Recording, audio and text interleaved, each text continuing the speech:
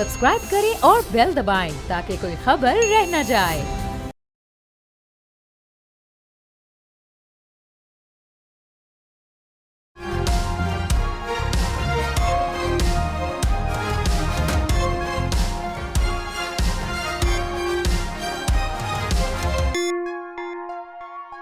नाज़रीन अस्सलाम वालेकुम। तब्दीली विद डॉक्टर दानिश के साथ हाजिर हैं एक अहम इंटरव्यू, अहम वक्त में अहम शख्सियत के साथ। हमारी खुशनसीबी, हमारी चैनल की खुशनसीबी कि आज JUI के सरबराह मौलाना फजल रहमान साहब हमारे साथ हैं। आपका बहुत शुक्रिया सर, आपने एक दिन के विज़िट में हमें टाइम दिया है आज के इंटरव्यू के लिए, आपका बहुत शुक्रिया। बहुत ही अहम ख़बर से आज अपना स्टार्ट करता हूँ और वो ये ख़बर है सर कि यरूशलेम पोस्ट की ख़बर है और ये ख़बर में उन्होंने इमरान ख़ान साहब को इसराइल का हिमायती कहा है उस ख़बर में, और उन्होंने उन तमाम बातों को जो कि इसराइली अखबार टाइम्स ऑफ इसराइल ने दावा किया था अब से कुछ दिनों पहले कि इमरान ख़ान और इसराइल के हवाले से क्या रिलेशनशिप है, उसकी तस्दीक कर दी है। आपने इसके ऊपर बहुत बातचीत की है पहले भी, तो अब मैं ये पूछना चाहता हूँ कि अब तो यरूशलेम पोस्ट भी ये कह रहा है कि इमरान ख़ान साहब और इसराइल बहुत करीब हैं, क्या कहेंगे सर? तो ज़ाहिर है जी कि अब मैंने तो ये बातें कोई 12-13 साल तक कही हैं और बड़े तसल्सल के साथ कही हैं, और अब जो ख़बरें सामने आ रही हैं, अब कुछ ड्यूटी तो आपकी भी है ना कि आप आइंदा इस पर तबसरा करते रहें और अपने ख़यालात का इजहार करते रहें। तो हमने अपनी राय का इजहार भी किया और अपनी राय का इसरार भी किया है। तो मेरे ख़्याल में वो इजहार भी काफ़ी था और वो इसरार भी काफ़ी था। मज़ीद तबसरा मैं आपके लिए छोड़ना चाहता हूँ सर कि वो जो ये जो अब ज़ाहिर है आपने बात तो हम पर डाल दी है, इमरान ख़ान इसराइल के हिमायती हैं, आप ये बात काफ़ी अरसे से और बहुत बुलंद तरीके से आपने इन चीज़ों को इस्टेब्लिश किया जो आज ख़ुद इसराइल के अखबार और यरूशलेम पोस्ट, उसकी अहमियत भी है सर। कहा जाता है कि वो जो कुछ बोलते हैं उनकी बड़ी इम्पोर्टेंस होती है। तो आपके मौक़िफ़ में तो इमरान ख़ान के उस बयानात के हवाले से कोई तब्दीली तो नहीं आई है सर? देखिए, इस हवाले से मैं अर्ज़ करूँ, ये तो मेरी जमात का फ़ैसला था कि हमने अपोजिशन में बैठना है। अब ज़ाहिर है कि हमने 7-8 सीटों के साथ अपोजिशन में बैठना था, जबकि अपोजिशन बेंचों पर PTI कोई 70-80-90 सीटों पर बैठी हुई थी। अब ये तो मुमकिन नहीं है हमारे लिए कि हम हुकूमत के ख़िलाफ़ भी अपोजिशन करें और अपोजिशन के ख़िलाफ़ भी अपोजिशन करें। तो ज़ाहिर है कि हमने इस बात को तरजीह दी और पार्लिमानी किरदार के लिए होना भी यही चाहिए कि हमने उनके साथ ताल्लुक़ात बेहतर बनाने के लिए एक पॉलिसी ली। और चूँकि वो ख़ुद मेरे घर तशरीफ़ लाए थे बड़े बड़े वफ़ूद के साथ, और एक दिन नहीं बल्कि 2 दिन मुसलसल आए, और उसके बाद हमने इस बात पे इत्तेफ़ाक किया कि जमीयत उलमा इस्लाम के जो आपके बारे में तहफ़्फ़ुज़ात हैं वो न ये इतने हैं कि हम कहें कि आपके और हमारे दरमियान कोई पर्दा है, न इतने हैं कि आपके और हमारे दरमियान कोई दीवार है, बल्कि इतने हैं कि जैसे आपके और हमारे दरमियान पहाड़ हैं। तो एक लम्हे में पहाड़ जो है वो सर नहीं किए जा सकते। तो इस लिहाज से आपको JUI के तहफ़्फ़ुज़ात दूर करने होंगे, और उन्होंने इस पर इत्तेफ़ाक किया। लेकिन तहफ़्फ़ुज़ात दूर करने के लिए भी, बल्कि मुज़ाकरात करने के लिए भी तो माहौल चाहिए। तो यकीनन हमने एक दोस्ताना माहौल बनाने में किरदार अदा किया, और दोनों ने किया, उन्होंने भी किया, हमने भी किया। और अब हम इस पोजीशन पे आ गए हैं कि हम एक दूसरे के साथ दोस्ताना माहौल में मुज़ाकरात कर सकते हैं और बातचीत कर सकते हैं। अच्छा सर, मीडिया रिपोर्ट से जो मैं आपके सामने रखना चाहता हूँ कि इमरान ख़ान साहब से, मैं तो वहाँ नहीं था लेकिन मीडिया रिपोर्ट है, इमरान ख़ान साहब से मौलाना फजल रहमान साहब के बारे में जब पूछा गया तो इमरान ख़ान साहब ने कहा कि उन पर हमें एतमाद नहीं है और वो उनकी किरदार बड़े मशकूक हैं। तो इस पर आप क्या कहेंगे? आज भी इमरान ख़ान साहब आपके बारे में ये राय रखते हैं? ये मेरी रिपोर्ट में तो नहीं है, लेकिन ये है कि जब اسد قیصر کے ہاں ہمارا کھانا تھا دوپہر کا، تو ایک صحافی نے سوال کیا، وہ اس انداز میں کیا کہ آج آپ کے بارے میں ان سے پوچھا گیا تو انہوں نے جواب نہیں دیا، تو میں نے بھی ذرا مذاق کہا کہ میں بھی جواب نہیں دے رہا ہوں، لیکن اس تفصیل کے ساتھ یہ رپورٹ یہ میرے ہاں رپورٹڈ نہیں ہے۔ تاہم میں نے آپ کو اپنی بات مکمل نہیں کی کہ اب ہم نے کمیٹی بنائی ہے، انہوں نے بھی کمیٹی بنائی ہے۔ اس وقت تک ہم نے نہ کوئی ایسا ایونٹ کیا ہے کہ صاحب آپ کے اور ہمارے جلسے مشترک ہوں گے یا ہم سڑکوں پر مل کر آئیں گے، تو اس حوالے سے ابھی تک تو ہم بالکل ابتدائی مراحل میں ہیں۔ جو کمیٹیوں کی گفتگو ہے وہ بھی بڑے ابتدائی مراحل میں ہے۔ ایون کہ ہم نے یہ بھی کہا ہے کہ مخصوص نشستوں کے حوالے سے ہر چند کہ ہمیں اپنے رائے پر اصرار نہیں ہے اور نہیں ہم کوئی زور دے رہے ہیں، لیکن شاید آپ کے اور ہمارے موقف میں فرق ہو اور دونوں کی رائے اس پر مختلف رہے۔ جو بھی فیصلہ الیکشن کمیشن کرے گی اس پر ہر پارٹی اپنا اپنا رد عمل دینے میں آزاد ہوگی، تو اس حد تک تو بات چیت ہمارے اور ان کے درمیان۔ لیکن سر یہاں پر ایک بڑی امپورٹنٹ بات ہے جو میں کرنا چاہوں گا، اور ظاہر ہے آپ کو بہت لوگ اس وقت دیکھ رہے ہیں کہ ایک ایسی سیاسی جماعت جس کے بارے میں آپ کی رائے سب کو پتہ ہے، جس کا آپ نے ابھی بھی بتایا کہ یہ باتیں آپ تو بہت پہلے سے کہہ رہے ہیں، جو کہ یروشلم پوسٹ نے اس کی تصدیق کی ہے اور ٹائمز آف اسرائیل اخبار نے اس کی دعوی کیے تھے، تو اس جماعت کے ساتھ آپ کا آگے اتحاد بنتا ہوا اگر کوئی چیز بنتی ہے تو اس پہ کوئسچنز تو اٹھے گا نا سر؟ دیکھیے، میں ایک سیاسی کارکن کی حیثیت سے اپنا تجزیہ اپنے رائے پیش کرنا چاہتا ہوں آپ کے ساتھ۔ مجھے تو یہ نہیں معلوم کہ عمران خان یا ان کی پارٹی کے آئندہ کے عزائم کیا ہیں یا ان کی سیاست کیا ہے، لیکن میری اپنی ذاتی رائے یہ ہے کہ یہ خبریں ہیں اور یہ ان کے پرانا حال احوال دے رہے ہیں۔ جس زمانے میں میں بات کر رہا تھا اور یہ خاموش تھے، تو اب وہی باتیں وہ کر رہے ہیں، لیکن اس کا امکان تو موجود ہے کہ اب ان کا وہ ہدف ناکام ہو چکا ہے، اب وہ مقاصد اور نصب العین ان کے نہیں رہے ہیں، اب وہ شاید اپنے طور پر اس کے برعکس سوچ رہا ہو، تو یہ موقع تو ہم ان کو دینا چاہیں گے نا کہ اگر ان ساری چیزوں سے وہ رجوع کرتے ہیں، اور جیسے وہ کہتے بھی ہیں کہ یونٹر جو ہے اچھے لیڈر کی علامت ہوتی ہے، تو یہ چیزیں اگر سافٹ ہو جاتی ہیں اور معاملات بہتر ہو جاتے ہیں اور آئندہ ان کے کوئی ایسے عزائم نہیں ہیں اور یہ پرانی خبریں ہیں جو آ رہی ہیں اور وہ ہمارے جو گفتگو ہوتی تھی اس کی تصدیق کر رہی ہیں، تو میں اس پر اس لیے بھی سخت بات نہیں کروں گا، بالکل بھی نہیں کروں گا، اس لیے کہ میں موقع ابھی ایک کمیٹی فارم کر دی آپ نے، موقع دیا آپ نے۔ چلیں سر، میں آگے چلتا ہوں، میں آتا ہوں سر۔ آصف علی زرداری صاحب بڑے عرصے بعد آپ سے انہوں نے آ کر ملاقات کی، خود چل کر آیا آپ کے پاس، کوئی خاص بات سر؟ زرداری صاحب ہمارے بہت پرانے دوست ہیں، ہمارے بھائیوں کی طرح تعلقات ہیں، اور میرے گھر ان کی تشریف آوری جو ہے اس میں سوچتا ہوں، میرا گلہ ہے کہ انہوں نے دیر کر دی، بہت دیر کر دی۔ مجھے بہت پہلے توقع تھی کہ وہ تشریف لائیں گے، تاہم دیر آید درست ہے، ظاہری بات ہے، لیکن اس میں کوئی ایسی باتیں نہیں ہوئی ہیں کہ جس کو ہم سیاسی خبر کہہ سکیں جی، اور اس کو ہم میڈیا کے حوالے کہہ سکیں جی۔ بس وہ معمول کے مطابق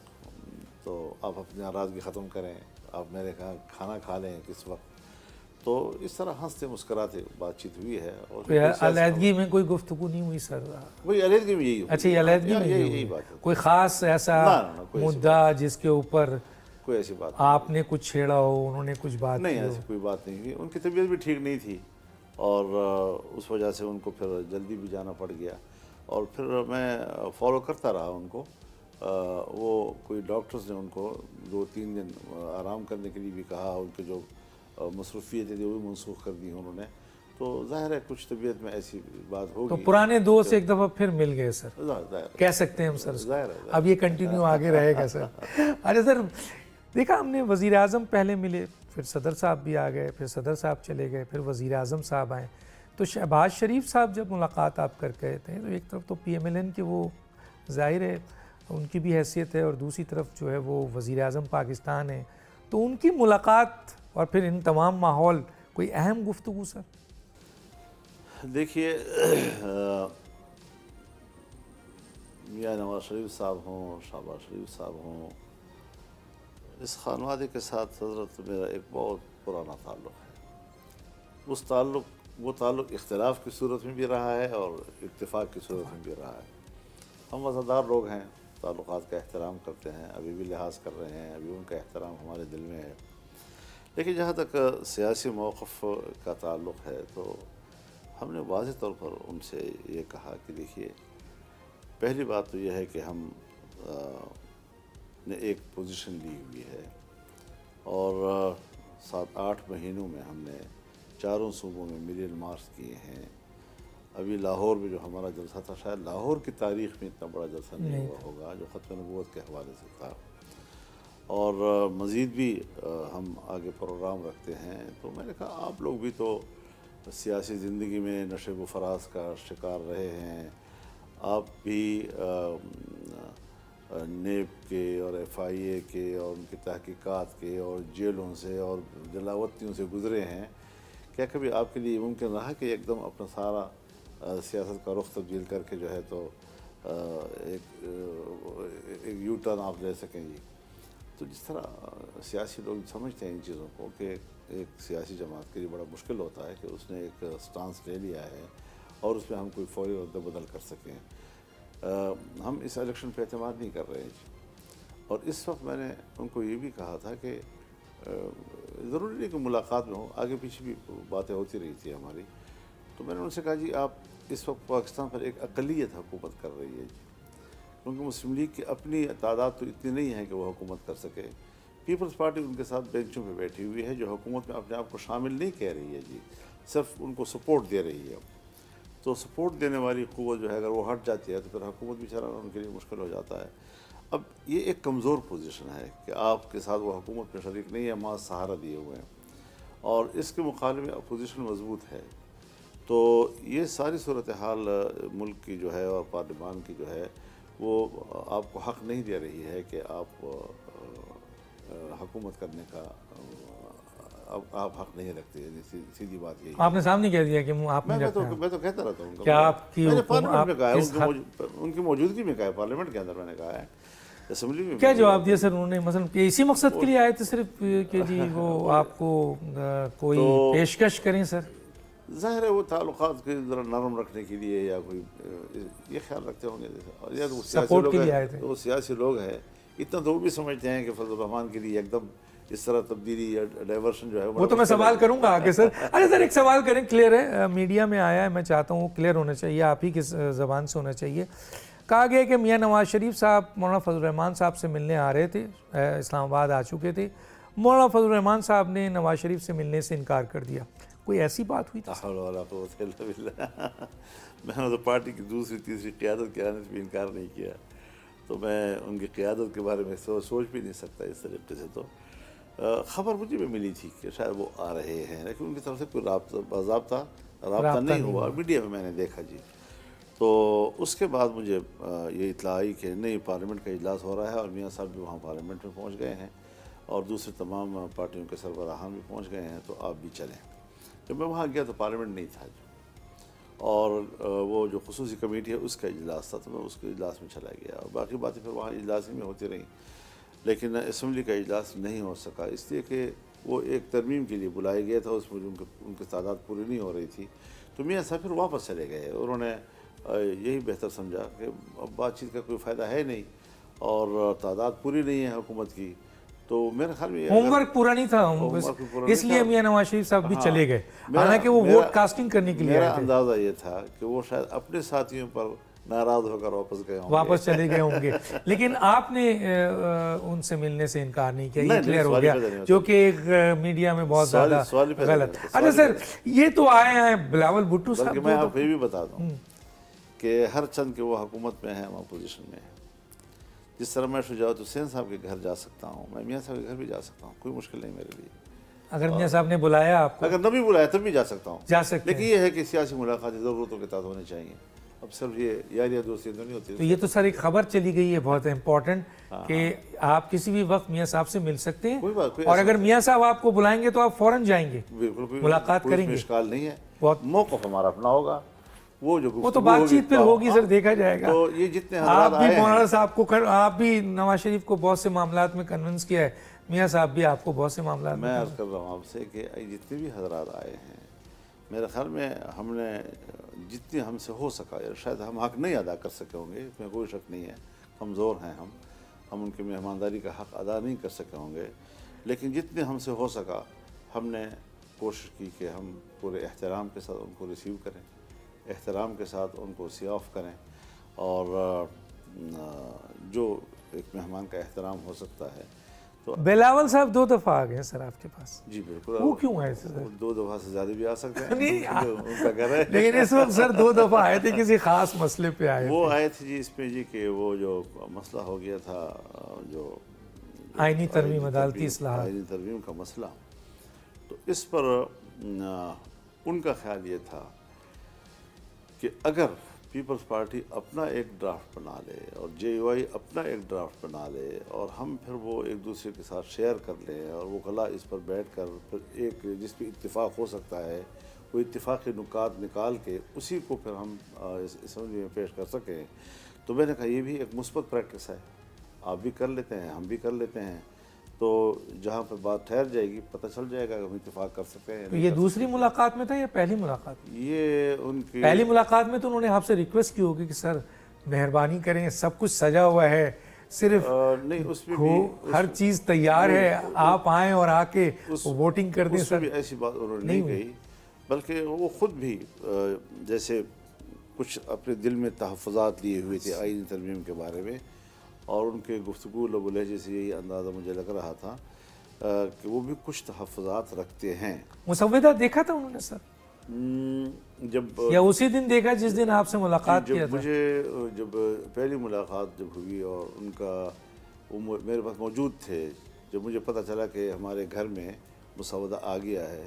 تو اس کے وقت کپڑے کے تھیلے, مجھے یہ بھی پتہ چلا کہ ان کے پاس بھی پہلے سے آیا ہوا ہے. اچھا, اس وقت آیا تھا, تو تھیلے میں لپٹا ہوا تھا کپڑے میں سر مسودہ؟ یہ تو ریسیو کرنے والے کہتے ہیں کہ کہتے ہیں کالے تھیلے میں تھا, کالے تھیلے میں لپٹا ہوا. تو سر وہ مسودہ آ گیا آپ کے پاس, تو اور بلاول بھٹو صاحب 2 دفعہ آئے, اور آپ نے بڑی اچھی بات کی کہ جی آپ بھی تیار کریں, ہم بھی تیار کریں. ناظرین یہاں ایک چھوٹا سا بریک لیں گے, پھر واپس آتے ہیں.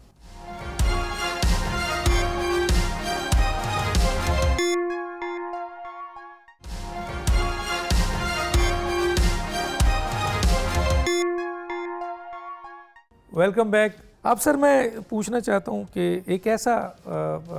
ترمیم جو ہر طرف سے پذیرائی ہے, خاص طور پہ 2006 میں جو میثاق جمہوریت کا تھا وہ اس کا حصہ تھا, آپ بھی اس کا حصہ تھے, بے نظیر بھٹو صاحبہ بھی تھیں, میاں نواز شریف صاحب بھی تھے, کانسٹیٹیوشنل کورٹ, آپ اس کے کتنے داعی ہیں سر؟ دیکھیے, میں یہ بات ضرور عرض کروں گا کہ میثاق جمہوریت جن پارٹیوں کے درمیان طے ہوا تھا اس میں ہم موجود نہیں تھے, اور ہم اس کے دستخطی بھی نہیں ہیں, لیکن بعد میں مختلف فورمز پر جب کوئی ایسے ریزولوشنز آئے انکلوڈڈ بائی سی او ٹی, تو ہم نے اس پر ہاں کیا ہے. تو ظاہر جب ہاں کر لیا تو ہم بھی پابند ہو گئے اس کا, اور ہم نے بھی اتفاق کر لیا ہے. اور اس ڈاکومنٹس میں یہ بات بڑی صراحت کے ساتھ لکھی گئی ہے کہ ایک کانسٹیٹیوشنل کورٹ ہونی چاہیے, تو ایک دستوری کورٹ ہو, اور اس میں صرف سیاسی جو مقدمات ہوتے ہیں, آئین کی تشریحات ہوتی ہیں وغیرہ وغیرہ, تو وہ وہی کورٹ ڈسکس کرتا رہے, اور جو 60,000 عام لوگوں کے کیسز اس وقت سپریم کورٹ میں پینڈنگ ہے ان لوگوں کے اوپر بھی رحم کیا جائے تاکہ ان کے کیس جلدی اٹھائے جا سکیں. اور پورے ملک میں حضرت چھوٹی عدالتوں سے لے کر بڑی عدالتوں تک 24 لاکھ کیسز ایسے ہیں کہ جو پینڈنگ پڑے ہوئے ہیں پورے. تو خیر کوئی عام آدمی کا کوئی حق نہیں ہے عدالتوں سے, تو ان کو انصاف کی توقع ہوتی ہے. اور 12-14 سال سے سر؟ جی 12 نہیں, حضرت نسلوں میں چلی جاتی ہے. اوہ مائی گاڈ, اللہ اکبر. تو اب یہ ہے کہ اس پر تو ہمیں اتفاق تھا جی, لیکن حکومت نے جو جو ان کی رائے تھی اور اس کو ہم نے رد کیا تھا، ان کی رائے یہ تھی کہ ہم ججوں کی مدت ملازمت میں اضافہ اس پر ترمیم لائیں اور سپریم کورٹ کے ججز میں اضافے کا ایک ترمیم لائیں۔ وہ دونوں آئینی ترامیم تھی، ایکٹ کے تحت شاید نہیں ہو سکتی جی، ہاں ایک ہو سکتا ہے دوسرا نہیں ہو سکتا جی۔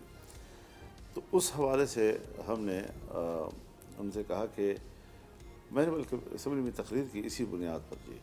کہ آپ آئینی ترمیم کر رہے ہیں۔ آئینی ترمیم تو اتنی اہم چیز ہوتی ہے کہ جس کے لیے 2/3 اکثریت چاہیے، اسی لیے تو اس میں رد و بدل کے لیے شرط بھی سخت رکھ دی گئی ہے۔ تو یہ اس کی استحکام اور اس کو مستحکم بنانے کے لیے یہ شرائط دی گئی ہیں۔ آپ صرف افراد کو ایک فائدہ پہنچانے کے لیے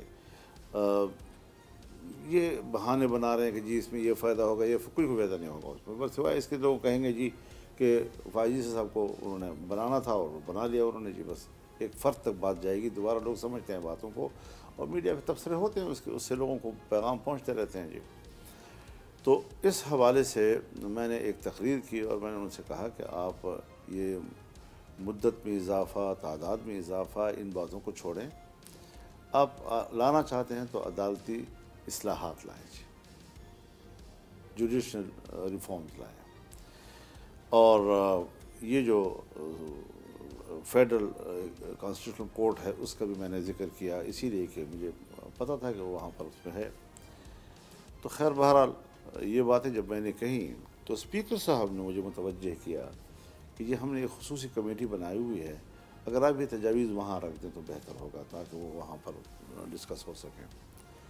تو میں نے وہاں کمیٹی میں جا کر باتیں رکھی، لیکن اس وقت کا پہلا اجلاس تھا اور چیئرمین ہمارے خورشید شاہ صاحب بنے تھے،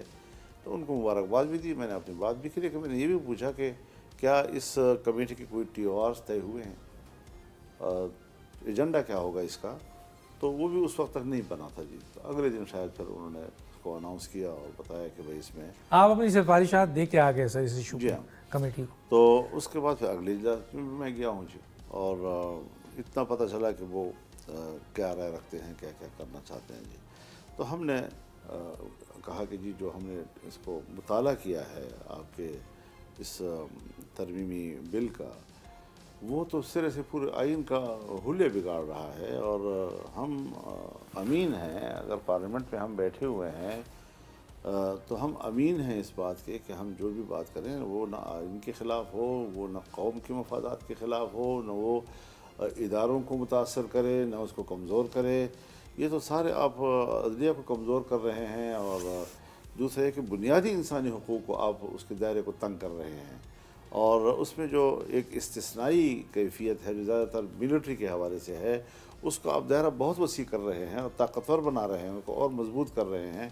تو یہ شاید پبلک پہ اچھا اثر نہیں ڈالے گا، اس کا بڑا رد عمل آئے گا۔ تو اس کا مطلب ہے بیسک اختلاف آپ کا جو تھا سر، ایک تو مسودہ آپ کو نہیں دکھایا گیا، دوسرا آپ کی سفارشات جو تھیں جو کہ بہت اہم تھی اس کو انکلوڈ نہیں کیا گیا، تیسرا جو سب سے زیادہ آپ کا اعتراض ہے وہ فنڈامنٹل رائٹس یعنی انسان کے بنیادی حقوق کے حوالے سے، کیونکہ ججز کی تعداد تو ماضی میں بھی بڑھتی رہی ہے، ایجز اوپر نیچے ہوتی رہی ہیں سر، اور یہ اسپیسیفک ایک جج کے لیے نہیں تھی، جتنے بھی سپریم کورٹ کے جج ہیں ان کی عمر بڑھ جائے گی اور ہائی کورٹ کے جج کی عمر بڑھ جائے گی، اور اگر 17 جج کے بجائے، کیونکہ پینڈنگ کیس ہے، اگر کانسٹیٹیوشنل کورٹ الگ بھی کیا جائے تب بھی اس کورٹ کو اور مزید اگر ججز مل جائے، جیسے انڈیا میں 31 سے بھی زیادہ جج، تو سر اس پہ آپ کا اعتراض سمجھ میں نہیں آیا۔ فنڈامنٹل رائٹس کا تو سمجھ میں آتا ہے کہ آپ نے بہت صحیح بات کی کہ بنیادی حقوق اگر انسان کے متاثر ہو رہے ہیں تو وہ تو بہت خراب چیز ہے، تو آپ کا مین اعتراض یہی تھا بنیادی؟ نہیں، بات یہ ہے جی کہ آپ نے بڑی ایک تو دلچسپ بات کہی کہ مسودہ نہیں دکھایا گیا جی۔ اب ظاہر ہے مسودہ نہیں تھا ہمارے پاس جی، اب ہوا میں ہم لڑ رہے تھے اور ہم بار بار اصرار کر رہے ہیں کہ بھئی ہمیں مسودہ حوالے کرو جو، بہرحال وہ خدا خدا کر کے مل تو گیا، لیکن جب ہم نے اس کو دیکھا تو وہ تو سرے سے آئین کا بھی حلیہ بگاڑ رہا تھا جی، اور انسانی حقوق ختم ہو رہے تھے، عدلیہ کو اتنا کمزور کیا جا رہا تھا کہ اگر آپ کوئی سرکار کا کوئی کیس ہے کسی ہائی کورٹ جج کے پاس اور وہ سمجھے کہ جج جو ہے ہمارے خلاف جا رہا ہے تو اس کو فوراً ٹرانسفر کر دیجیے۔ یا یہ کہ اس سے فوری طور پر یہ کیس لے کر دوسرے جج کے سامنے رکھ دیجیے. یہ اپنے اختیار اپنے ہاتھ میں لے رہے ہیں حکومت کو. ظاہر ہے جی. تو حکومت تو کل آپ کی بھی ہو سکتی میں تھی. سکتی یہ غلط چیز ہے نا. اچھا مطلب میری بھی ہو تو میں یہ غلط کیوں چیز ہے, غلط ہے نا جی. اگر آج کی حکومت کی ضرورت ہے, ہم وقتی ضرورتوں کے لیے آئین میں ترمیم کرتے ہیں, پھر وقتی ضرورت کے تحت ہم نے ماضی میں جتنے تجربے کیے ہیں وہ یہ ہے کہ ہم جمہوری لوگ بات جمہوریت کی کرتے ہیں, ہم بات کرتے ہیں جمہوریت کو طاقتور بنانے کی, ہم بات کرتے ہیں پارلیمان کو طاقتور بنانے کی, لیکن عملاً پارلیمان مسلسل کمزور ہوتا چلا جا رہا ہے, جمہوریت مسلسل کمزور ہوتی چلی جا رہی ہے, جوڈیشری کو ابھی کمزور کیا جا رہا ہے. ابھی کیا حال ہے سر جوڈیشری کا, یہ بتائیے کیا اسٹیٹس ہے؟ ابھی کوئی اعتراض نہیں ہے اس کے اوپر, لیکن یہ ہے کہ وہ جو ایک سینیئرٹی کو بنیاد بنا کر ترقی والی بات تھی, تو اس پر ہم نے یہ کہا تھا کہ صرف سینیئرٹی تو نہیں ہے دلیل, یہ بھی تو دیکھنا چاہتا ہے کارکردگی اس کی کیا رہی ہے, یہ بھی تو فٹنس کو بھی دیکھا جائے گا کہ اس قابل بھی ہے کہ وہ کرسی پہ بیٹھ سکے, بیمار آدمی ہو, زیادہ ہو. تو یہ ساری چیزوں کو مد نظر رکھا. تو اس پر سر یہ جو اپوائنٹمنٹ آف ججز کے حوالے سے جو میرٹ آپ نے ابھی بتایا ہے, اس پہ تو آپ کو اعتراض نہیں ہے نا؟ کیونکہ سر میں آپ کو بتاؤں جی, ہمیں اعتراض بہت سی چیزوں پہ نہیں ہے, اچھا, لیکن جب اس کی تطبیق ہو رہی ہے, اس پر عمل درآمد کا مرحلہ آتا ہے, وہاں خراب کیا جا رہا ہے بہت سی چیزوں کو جی. اچھا, اور کان کو یہاں سے پکڑنے کی بجائے الٹی سائڈ سے آپ پکڑنا, صحیح جگہ سے پکڑے تو مسائل حل ہو سکتے ہیں. حل ہو سکتے ہیں. اب بات یہ ہے کہ مسئلہ نیتوں کا ہے جی. ہر چیز تبدیل کی جا رہی ہے اپنے سیاسی مفاد کے لیے, ہر چیز تبدیل کی جا رہی ہے اپنے حکومتی مفاد کے لیے یا اسٹیبلشمنٹ کے مفاد کے لیے. تو اب اگر ہم وقتی مفادات, اسی تسلسل میں ہم نے جمہوریت کو کمزور کیا ہے, اسی تسلسل میں ہم نے پارلیمان کو کمزور کیا ہے, یہاں پر ہم نے اسٹیبلشمنٹ کے پنجے کو مضبوط کیا ہے اور مسلسل مضبوط کیا ہے. ہم کس منہ سے جمہوریت کی بات کر رہے ہیں, ہم کس طرح جمہوریت کے علمبردار بن سکتے ہیں, جبکہ ہمارا ہر قدم ہر پارلیمنٹ کے اندر اور ہر حکومت کے اندر فوج کے مفاد میں جاتا ہے, اس کو تقویت دینے کے لیے جاتا ہے, اور ہمیں کہتے ہیں ہم ناگزیر ہیں. یعنی ڈکٹیٹر ساری زندگی یہ تاثر قوم کو دیتا ہے کہ میں ناگزیر ہوں, اگر میں نہ ہوا تو ملک نہیں ہے.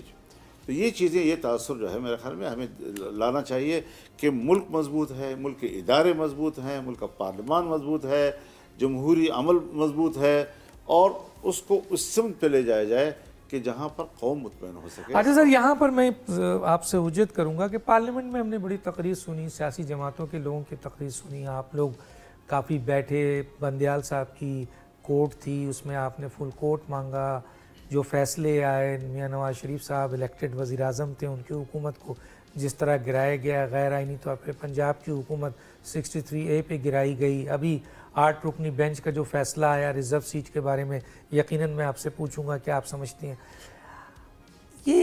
ذوالفقار علی بھٹو صاحب کو جو ہے وہ پھانسی دے دی گئی. بے شمار جوڈیشری میں ایسے فیصلے ہیں, 184(3) کا جو سو موٹو نوٹس کا ہے کہ تقریباً 57 تو سر ثاقب نثار نے آپ کے ایکشن, جیسے منیر کے زمانے سے گنے نا, جسٹس منیر سے آگے میں اس سے ہٹ نہیں رہا, جسٹس منیر سے لے کر اگر 2024 تک ہم دیکھیں تو میرا اپنا یہ خیال نہیں ہے, بہت سارے اسٹوڈنٹ آف لاء یہ کہتے ہیں کہ پاکستان کی تباہی میں سب سے بڑا کردار جو ہے وہ عدالتی فیصلوں کا ہے, جو جسٹس منیر سے لے کر آج تک ہوا ہے. اور بھی ادارے ہیں. اب ایک اور چیز بھی آتی ہے سر کہ آپ انتظام, ہر کی جیورڈکشن ہے, آئین نے تو متعارف کیا ویسا, پارلیمنٹ کی جیورڈکشنز ہے, جوڈیشری کی جیورڈکشنز ہے, ایگزیکٹو کی جیورڈکشنز ہے. لیکن ہم یہ دیکھتے ہیں کہ سر سو موٹو نوٹس کے تحت جسٹس افتخار نے یا جسٹس ثاقب نثار نے یا جسٹس بندیال نے یا ظہیر صاحب نے یہ جوڈیشل ایکٹیویزم پیدا کی, اتنی طاقت دے دی کہ وہ انتظامی معاملات میں گھسنے لگے. پارلیمنٹ کی طرف سے ہمیں تکلیف ملی, سیاستدانوں نے اظہار کیا, انتظامیہ نے اظہار کیا. تو آپ نہیں سمجھتے سر کہ اس وقت جو عدالت ہے, جس طرح ابھی 8 رکنی بینچ نے فیصلہ دیا اور اس کے بعد وہ فیصلہ آپ کیسے دیکھتے ہیں؟ لوگ اس کو انکانسٹیٹیوشنل فیصلہ کہتے ہیں, ری رائٹنگ آف دا کانسٹیٹیوشن ہے جو ان کی اختیار نہیں ہے, اس کے باوجود وہ کہہ رہے ہیں کہ ہمارا فیصلہ مانو ہر صورت میں. تو جوڈیشری آؤٹ آف وے جا کر اپنے اختیارات سے تجاوز کر رہی ہے, اور ان کا احتساب بھی نہیں ہوتا ہے سر. کسی جج کا احتساب بتا دیں جسٹس منیر سے لے کر. تو کیا ایسی عدالت کو جو خود ساختہ اختیار لے کر دوسروں کے اختیارات غصب کر رہی ہے اور بہت زیادہ آپ کے اپنے اختیارات سے تجاوز کام کر رہی ہے اور ان کانسٹیٹیوشنل فیصلے کر رہی ہے اور اس کا کوئی بگاڑ بھی نہیں سکتا، آپ نہیں سمجھتی کہ ان کو کنٹرول کیا جائے سر، ان کی اصلاحات کی جائے جیسے دنیا میں ہوتا ہے؟ ڈاکٹر صاحب آپ مجھے سپورٹ کر رہے ہیں، میں آپ کو شکریہ ادا کرتا ہوں۔ Thank you sir. یہ میرا دعویٰ ہے کہ آئینی اصلاحات لائی جائیں، یہ تجویز ہی میری ہے جی، اور یہی انہوں نے مجھے جتلانے کی کوشش کی کہ آپ نے مدت ملازمت میں اضافے کا بات کی، ہم نے وہ واپس لے لی۔ آپ نے ججوں کی تعداد میں اضافے کو کہا کہ بھئی اس کو فی الحال چھوڑ دیں، ہم نے چھوڑ دیا۔ آپ نے کہا کہ عدالتی اصلاحات ہونے چاہیے، تو یہ بات میں نے اسی بنیاد پر کہی تھی کہ یہ ماضی مجھے معلوم تھی، اور ہم نے ادارے کو اپنے دائرۂ کار کے اندر اور اس کے اندر طاقتور بنانا تھا۔ ہمارے ادارے اپنے دائرے سے باہر جاتے ہیں، اپنا ادارے کو کمزور کرتے ہیں، دوسری اداروں پر اپنا پنجہ مضبوط کرنے اور ان پر ہاتھ ڈالنے کی طاقت جو ہے اپنے حاصل کرتے ہیں۔ یہ سوچ اگر فوج میں ہے تب بھی غلط ہے، یہ سوچ اگر عدلیہ میں ہے تب بھی غلط ہے، یہ سوچ اگر پارلیمنٹ میں ہے تب بھی غلط ہے۔ پارلیمنٹ ہر چیز کے سپریم ہے، بالکل، لیکن پھر بھی کسی آئین کی تو پابند ہے۔ بالکل سر۔ تو مین طاقتور چیز جو ہے وہ آئین کو ہونا چاہیے، اور آئین اپنے اداروں کا جو دائرۂ کار متعین کرتا ہے، ہر ایک اپنے دائرۂ کار کے اندر رہیں، ان کے درمیان طاقت کا ایک توازن رہے، اور اس توازن میں جب ہم ملک چلائیں گے تو فوج بھی مضبوط رہے گی، عدلیہ بھی مضبوط رہے گی، آپ کے بیوروکریسی بھی مضبوط رہے گی، آپ کا پارلیمانی نظام بھی مضبوط رہے گا۔ یہ چیزیں جو حرکتیں ہم کر رہے ہیں کہ وقتی ضرورتوں کے لیے اور ایک آئینی ترمیم لا رہے ہیں اس خیال سے کہ میں نے ڈاکٹر صاحب کو اوپر لانا ہے،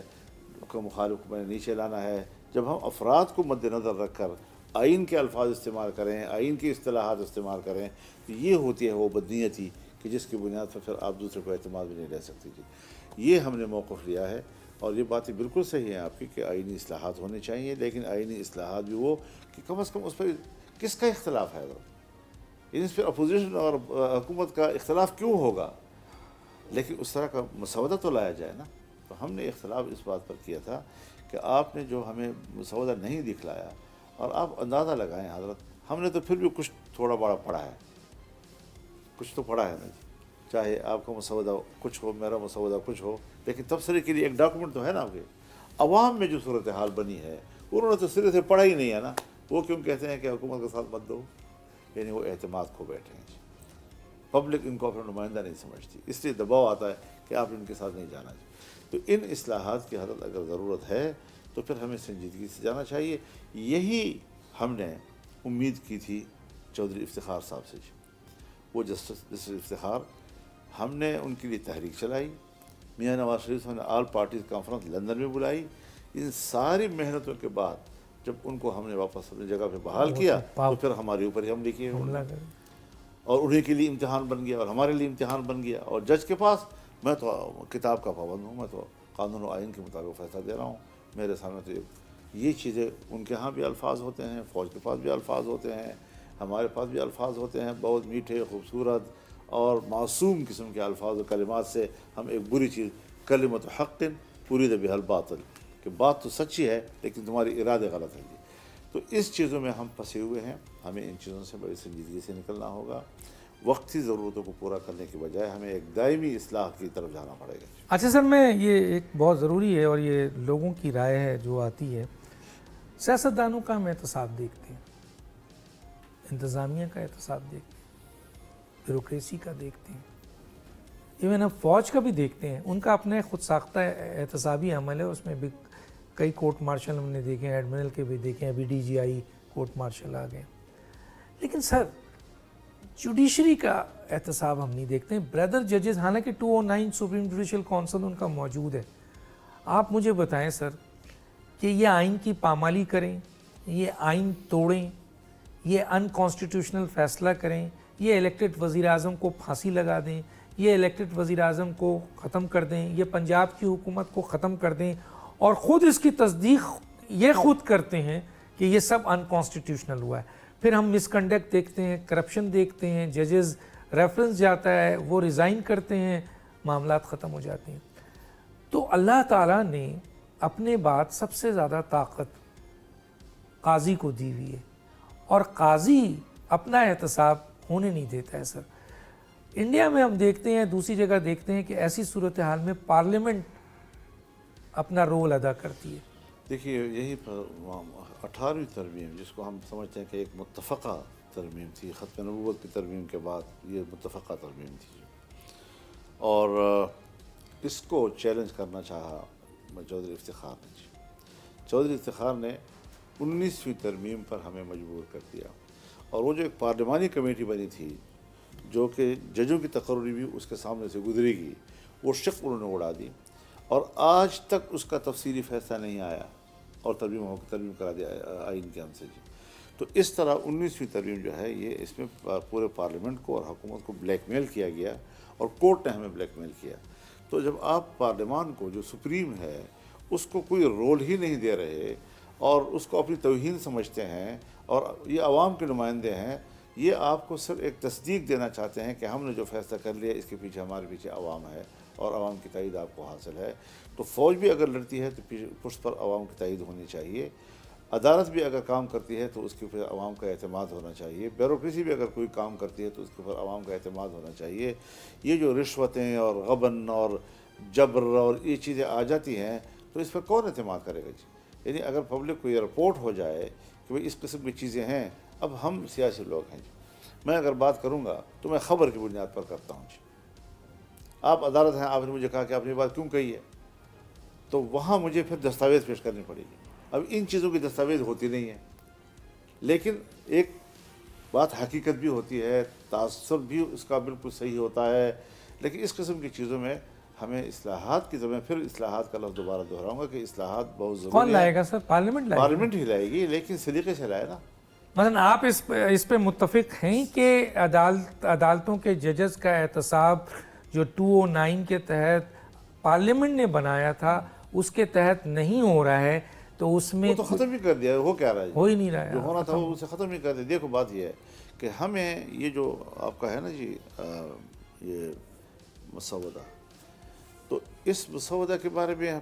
آپ ہم پہ اعتماد کریں جی, اور آپ ہم پہ اعتماد کریں, ہم تو آپ ہی کی بات کر رہے ہیں اور ہم تو آپ ہی کی بات کر رہے ہیں.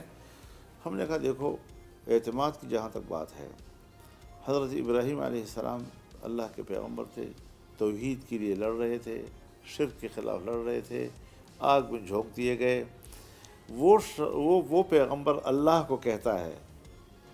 کہ کیف تحیی الموتی, آپ مردوں کو کس طرح زندہ کرتے ہیں؟ تو اللہ کہتا ہے اولم تؤمن, کیا تم مجھ پر یقین نہیں رکھتے, تمہارا ایمان نہیں ہے اس کے اوپر؟ ہر بلا مجھے ایمان ہے, ولیکن لأطمئن قلبی, میں اپنے دلی اطمینان مشاہدہ کرنا چاہتا ہوں. تو پھر اللہ نے کہا دیکھو پھر پرندے لاؤ, کاٹو اور مختلف پہاڑیوں پہ رکھو, دیکھو کس طرح آتی ہیں جی. تو پیغمبر جو ہے وہ بھی کہتا ہے کہ میں اطمینان قلب حاصل کرنا چاہتا ہوں, ایمان کے باوجود ہمیں یہ حق بھی نہیں دے رہے تھے جی. میں یہاں مولانا صاحب کو روکوں گا. ناظرین ایک چھوٹا سا بریک پہ واپس آتے ہیں.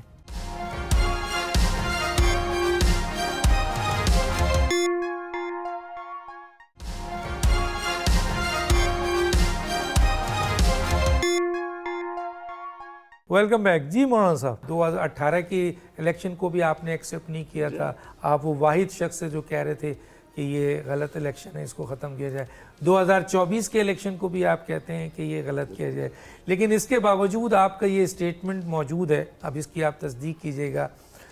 کہ ملک میں جمہوریت اور ملک کے استحکام کے لیے آپ اپنی تمام خدمات دینے کو تیار ہیں. تو لوگ یہ سمجھتے ہیں اور مان کرتے ہیں کہ جی ہم مولانا صاحب کے پاس جائیں گے, یہاں انہوں نے اجلاس فٹ کر دیا ہے کہ ابھی رات کو 12 بجے اجلاس ہونا ہے, مولانا صاحب نے مان جانا ہے ہماری بات.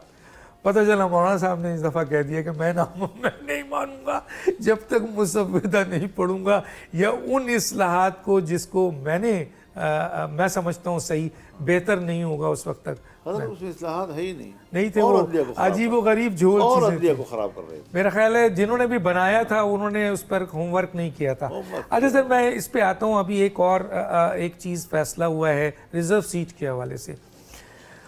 ظاہر ہے کہ اس کے اوپر ایک طرف پارلیمنٹ نے اپنا قانون لایا ہے,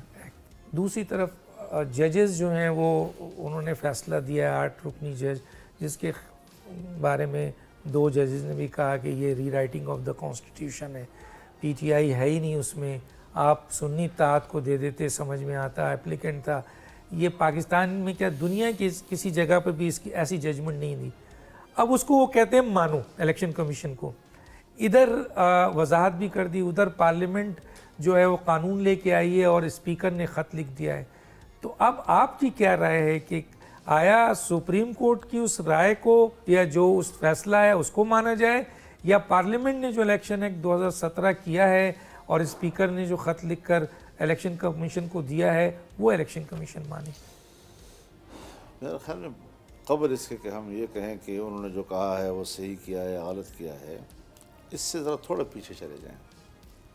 یہ بات سامنے آ رہی ہے کہ عدالت منقسم ہے، عدالت سیاسی ہو گئی ہے، کچھ حصہ گورنمنٹ کو سپورٹ کر رہا ہے تو کچھ حصہ پی ٹی آئی کو سپورٹ کر رہا ہے. یہ خطرناک امر ہے، بہت خطرناک، جو اس چیز سے پھوٹ کے آ گئی ہے. جو فیصلہ انہوں نے ایک دم ہفتے کے روز دیا اور نہ ایک کو سنا نہ دوسرے کو سنا، نہ یہ دیکھا کہ ہم صحیح کر رہے ہیں نہ غلط کر رہے ہیں، اور یہ فیصلہ آ تو گیا ہے. اب ہے تو عدالت کا فیصلہ، لیکن کسی سطح پر بھی اس فیصلے پر اعتماد تو نہیں ہو رہا کہ انہوں نے صحیح فیصلہ کیا ہے. ہاں کسی کے مفاد میں جائے گا تو وہ کہے گا ٹھیک کیا ہے، کسی کے نقصان میں جائے گا تو وہ کہے گا غلط کیا ہے. لیکن مجھے ہر چند کے مخصوص نشستوں پر ہمارا بھی ایک موقف ہے اور وہ پی ٹی آئی کے موقف سے ذرا مختلف ہے، لیکن میں اپنے موقف پر اصرار نہیں کر رہا. میں اگر مجھے کوئی فائدہ بھی مل رہا ہے تو میں اس پر کوئی زیادہ خوشیاں بھی نہیں منا رہا، اور اگر نہیں ہوتی تو میں کوئی زیادہ ناراضگی کو بھی اظہار نہیں کر رہا ہوں. ایک نارمل کیس کے طور پر لیتا ہوں کہ اگر اس طرح فیصلہ ہو جاتا ہے تو وہ صحیح ہوگا، اس طرح فیصلہ ہو گیا تو غلط ہوگا، لیکن یہ ہے کہ جو فیصلہ بھی ہو جائے اس میں کوئی سروکار نہیں ہے. اب یہ صورتحال تو سامنے آ گئی ہے کہ اس فیصلے کو کسی سطح پر بھی قبول نہیں کیا جا رہا، عدالتی فیصلے کو کسی کا ذہنی قبول نہیں کر رہا ہے. تو ایسے فیصلے کیوں دیتے ہیں جس سے کہ یہ اندازہ لگتا ہو کہ یہ ایک پارٹی کو سپورٹ کر رہے ہیں اور دوسرا جو ہے وہ دوسری پارٹی کو سپورٹ کر رہا ہے. اس طرح فریق بن کر جب عدالت کا تصور جائے گا یا کسی جج کا تصور جائے گا، وہ کیا عدلیہ کے لیے مفید ہے؟ کیا اس میں اصلاحات کی ضرورت نہیں ہے پھر، اور ہم اسی کو سپورٹ کریں؟ بالکل ہے. لیکن سر اب آپ یہ بتاتے ہیں کہ عدالتی فیصلہ جو کسی بھی لیول پر سپورٹ نہیں ہو رہا، اس کی کوئی ججمنٹ بھی نہیں مل رہی ہے، کانسٹیٹیوشن میں بھی نظر نہیں آ رہا ہے، اس کے اوپر بے تحاشا رائے، آپ کی بھی یہی رائے. اب آئیے سر میں یہ سوال پوچھیں کہ پارلیمنٹ نے جو قانون سازی کی ہے الیکشن ایکٹ 2017 ریزرو سیٹ کے حوالے سے، آپ ظاہر ہے پارلیمنٹ ہے قانون سازی کر سکتی ہے، تو آپ سمجھتے ہیں کہ وہ جو حوالے سے بھی میرا جواب وہی ہے کیا کہ جو فیصلہ بھی ہو جاتا ہے، کیونکہ فیصلہ تو ہو رہا ہے وہ بھی تو الیکشن کمیشن کے تابع اب جا رہے ہیں نا، تو وہ کہتے ہیں کہ الیکشن کمیشن جو ہے وہ آزاد ہے اور کورٹ کے کسی فیصلے کا وہ پابند نہیں ہے. تو اس سائڈ پر اسپیکر گئے ہیں. اب اسپیکرز بھی تو ظاہر ہے جی کہ وہ کسی پارٹی سے تعلق رکھتے ہیں اور وہ اس حوالے سے جو ہے وہ لیکن جو قانون سازی ہوئی ہے الیکشن ایکٹ 2017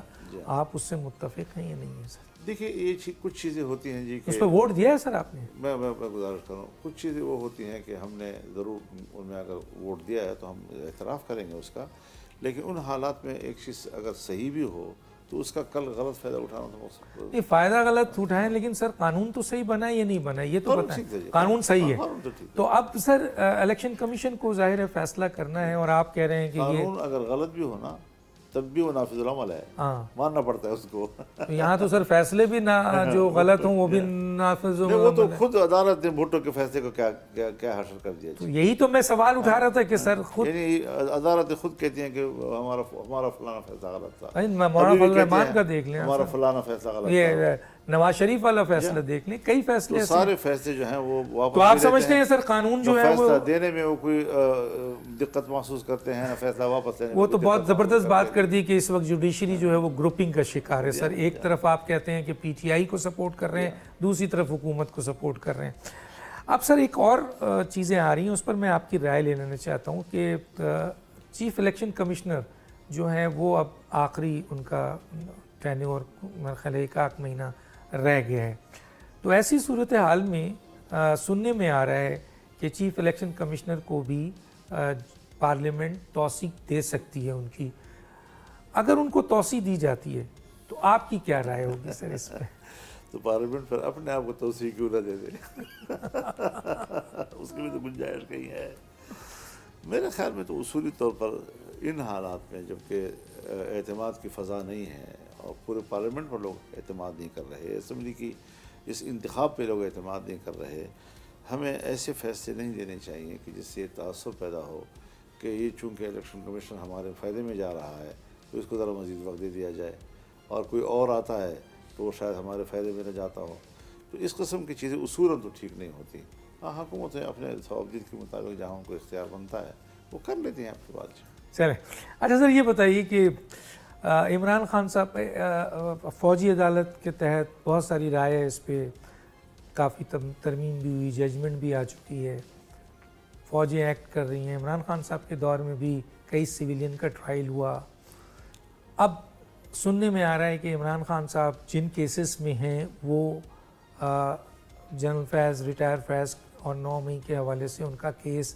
تقریباً فوجی عدالت کے لیے بنتا ہے۔ عدالت ظاہر ہے ایک اپنی رائے رکھتی ہے، ابھی اس نے ایک دینا ہے۔ تو آپ کیا سمجھتے ہیں سر کہ اگر عمران خان کا کیس فوجی عدالت میں چلتا ہے، جیسا کہ انہوں نے اپنے دور میں چلایا بھی ہے اور وہ فوجی عدالت کے بہت حامی بھی تھے، کئی اسٹیٹمنٹ موجود ہیں، تو ان کیسز کے اوپر جہاں فوجی عدالت میں کیس عمران خان صاحب کا بنتا ہے وہاں اگر یہ جاتا ہے کیس، تو آپ اس کو کیسے دیکھتے ہیں سر؟ دیکھیے، یہ تو قانونی چیزیں ہیں، اور اگر کوئی کیس کسی کا بنتا ہے تو میں کوئی سیاسی ایک نظریے کے تحت تو یہ نہیں کہہ سکتا کہ بھئی کیونکہ میں اختلاف کرتا ہوں اس لیے یہ نہیں ہونا چاہیے۔ تو اس کی آئینی اور قانونی پوزیشن پر تو ماہرین ہی رائے دے سکتے ہیں، اور ملٹری کورٹس جو ہیں وہ تو ہر حکومت نے ملٹری کورٹس کو کیس بھیجے ہیں، خود عمران خان صاحب نے بھیجے ہیں، نواز شریف صاحب نے بھیجے ہیں، انہوں نے تو خصوصی عدالتیں بھی کسی زمانے میں مقرر کی تھیں۔ تو ہر حکومت اپنی ضرورت کے تحت جو کام کرتی ہے کل وہی چیز ان کے گلے پڑ جاتی ہے جی۔ جو پہلے سے چل رہا ہے اگر اس کے اندر کوئی کمزوری ہے تو اس کی اصلاح درست کر دیا جائے، اس کو اور بگاڑ دیا جائے۔ مستقبل کیا نظر آتا ہے سر عمران خان کا؟ آپ کو یہ سوال میں ہمیشہ آپ سے کرتا ہوں اور آپ جواب دیتے رہے ہیں ماضی کے، تو آپ کو اب مستقبل کیا نظر آتا ہے ان کا؟ مستقبل تو میرا عقیدہ و ایمان ہے کہ اللہ ہی کو معلوم ہے۔ ہم تو بس حالات میں جا رہے ہیں، پھر بھی سر، اور یہ جو دار و مدار ہے کہ مستقبل کا کیا ہوگا، اس میں زیادہ تر ان مقدمات کا بھی دخل ہے جو اس وقت زیر سماعت ہیں، اور جس کی وجہ سے کچھ سیاسی لوگ حکومتیں کر رہے ہیں، کچھ عدالتوں میں جا رہے ہیں، تو اس پر دار و مدار ہے کہ کیا نتائج سامنے آئیں گے اس کے لیے اور کیا فیصلے کریں گے۔ مثلا آپ ان کو کہاں دیکھتے ہیں؟ نکلتے ہوئے دیکھتے ہیں، دوبارہ سیاست کرتے ہوئے دیکھتے ہیں؟ میں تو حضرت ذاتی طور پر کسی بھی سیاستدان کی گرفتاری کے حق میں نہیں ہوتا جی۔ میں نے خود گرفتاریاں گزاری ہیں، میں خود ان حالات سے گزرا ہوں، اور میرے خلاف کوئی ایسا سیاسی کیس سے بس اپنے عامہ کے لیے نقصان دہ ہے تو اس کو، لیکن سزا اور جزا کا تصور تو اسلامی میں ہے، جرم کیا ہے تو سزا ہونی چاہیے سر، اس کے فیصلہ تو عدالت نے کرنا ہے، عدالت نے فیصلہ کرنا ہے، فیصلہ کرنا ہوتا ہے، تو آپ لیکن وہ دیانت کے ساتھ کریں۔ ہاں مثلا یہ ہے۔ اچھا سر، 3 شخصیات کی سیاست آگے نظر نہیں آتی ہے، لوگ کہتے ہیں آصف علی زرداری صاحب کی بیماری کافی ہے، تو عمران خان کا بھی میں نے آپ سے سوال پوچھ لیا کہ ظاہر ہے بہت بڑے بڑے کیسز ہیں، تو لوگ کہتے ہیں شاید اب وہ سیاست میں نہ ہوں۔ میاں نواز شریف صاحب کی بھی سیاست اب نظر نہیں آ رہی ہے، آپ کیا سمجھتے ہیں؟ دیکھیے، سیاست کا دار و مدار یہ ہے کہ آپ پر قوم کتنا اعتماد کرتی ہے جی۔ اگر میں آج پارٹی بناؤں اور 10 سال کے بعد میں پورے پاکستان پہ چھا جاؤں، 1 سال پہلے پارٹی بنتی ہے، اگلے سال جو ہے وہ صوبے پہ چھا جاتی ہے، جیسے بلوچستان میں ہوا، 1 سال پہلے پارٹی بنتی ہے اور پورے ملک پہ حکومت کرتی ہے، جیسے کاف لیگ بنائی گئی، تو ایسی سیاست کا تو کوئی مستقبل نہیں ہوتا جی۔ وہ وقتی طور پر کچھ اسٹیبلشمنٹ کے لیے استعمال میں آ جاتے ہیں۔ باقی جہاں تک نواز شریف صاحب کا تعلق ہے، ٹھیک ہے، ان کی فوج کے ساتھ تعلقات تھے، فوج نے ان کو سہارا دیا، فوج نے اس مقام پر پہنچایا، لیکن جب ان پر آزمائشیں آئیں تو مقابلہ کیا اور اپنی سیاسی قوت جو ہے انہوں نے محفوظ کر لی۔ یہی صورتحال بھٹو صاحب کے بعد تھی پیپل پارٹی کی، کہ انہوں نے مقابلہ کیا، بینظیر بھٹو میدان میں آئیں اور انہوں نے اپنی پارٹی پوزیشن دوبارہ بنا لی جی۔ تو وقت کے ساتھ ساتھ ظاہر ہے جی کہ صرف یہ تو نہیں چلے گا نا کہ بھٹو صاحب کی امانت ہے، یہ بھی نہیں چلے گا کہ نواز شریف صاحب کی امانت ہے، پارٹی کا اگلا کردار بھی ایسا ہونا چاہیے کہ جس پر پبلک اعتماد کر سکے، اور ایسا نہیں ہونا چاہیے جس طرح سندھ میں حکومت بنی ہے اور ہمیں کہہ رہے ہیں کہ پیپلز پارٹی بڑی مقبول ہے، بالکل بھی نہیں ہے جی. یا کے پی میں حکومت بنی ہے اور اس کا معنی یہ ہے کہ بڑی مقبول ہے، تو اس طرح ایسا بھی نہیں ہے جی. تو ایسا ہونا چاہیے کہ جس پہ عوام جو ہے تبصرہ کرے. اب انڈیا ہے، انڈیا میں اتنا بڑا الیکشن ہوتا ہے کہ 2 مرحلوں میں ہوتا ہے جی، اور ایک ایک حلقے میں کئی لاکھ ووٹ لے لیتا ہے، تب جا کر وہ کامیاب ہوتا ہے. وہاں کوئی نہیں کہہ رہا. تو نواز شریف صاحب کی سیاست ان مستقبل پہ دار مدار ہے، ان پہ ہے. ان کی حکمت ابھی آپ کو کوئی نظر آتی ہے ان کی سیاست آج کل کی سیاست جو ہے اس میں تو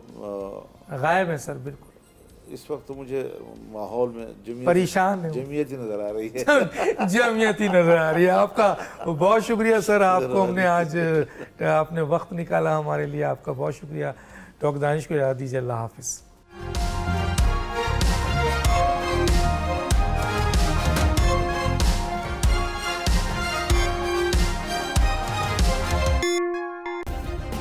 سبسکرائب کریں اور بیل دبائیں تاکہ کوئی خبر رہ نہ جائے.